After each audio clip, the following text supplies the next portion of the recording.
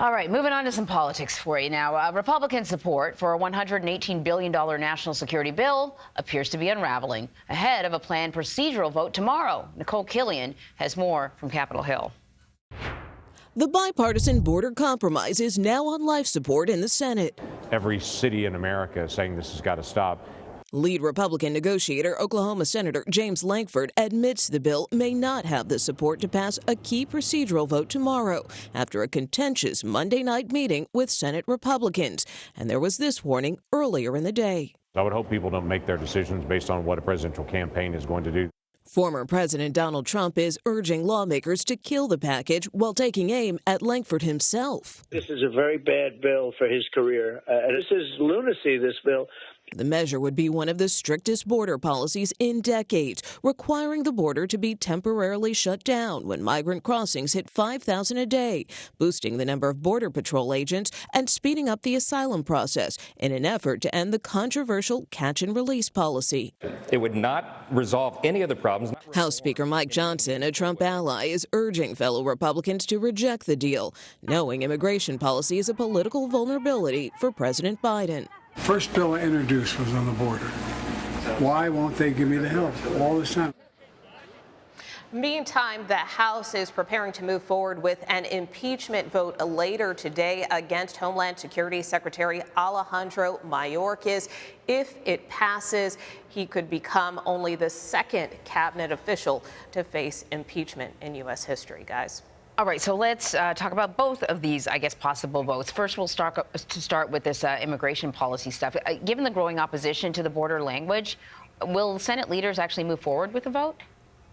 You know, that's the big question. Again, there was going to be a test vote set for tomorrow to just move the process forward, but that now seems potentially in question or in doubt if there aren't the votes there, which again, some Senate Republicans have acknowledged even behind closed doors. Minority Leader Mitch McConnell seemed to suggest to fellow Republicans last night to oppose this test vote, perhaps to buy more time to try to get more folks on board, but it's not clear more time will help. And all of this is frustrating some of the negotiators who worked carefully to craft this bill. I spoke with Democratic Senator Chris Murphy about this and whether or not he should have engaged more Republicans, particularly in the House, in the process. Take a listen.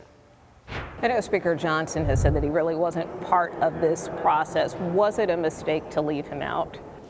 I mean, Speaker Johnson could have been a part of this process at any moment. He very clearly had zero and still has zero interest in working with Democrats. Democrats have been begging Speaker Johnson to reach out and work with them on immigration and many other issues. He's simply not willing to do that. Listen, everybody knows what's going on here, right? Donald Trump doesn't want border reform to pass because he wants the border to remain chaotic. And his allies in the House of Representatives and some of his allies in the United States Senate are doing his bidding.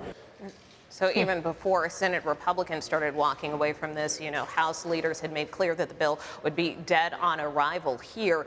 But again, you have Speaker Johnson saying, look, I wasn't involved. But as you heard Senator Murphy saying, you know, he feels this is more about election year politics and, you know, Republicans bowing to the former president than actually trying to accomplish a bipartisan measure.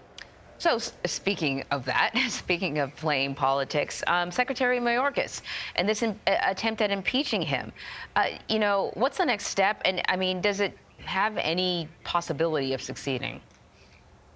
Well, again, you know, this will be a very narrow margin, particularly for House Republicans, so there's really no room for error. Leaders appear confident that they have the votes to move forward with impeachment, but this will be extremely tight. And that being said, even if it does pass the House, this is something that is unlikely to gain much traction in the Senate, unlikely to see any movement there.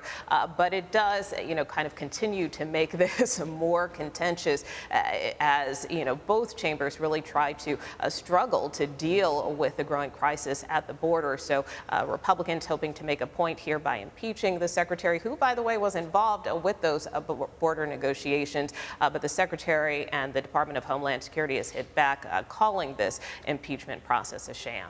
All right, Nikole, thank you. You bet.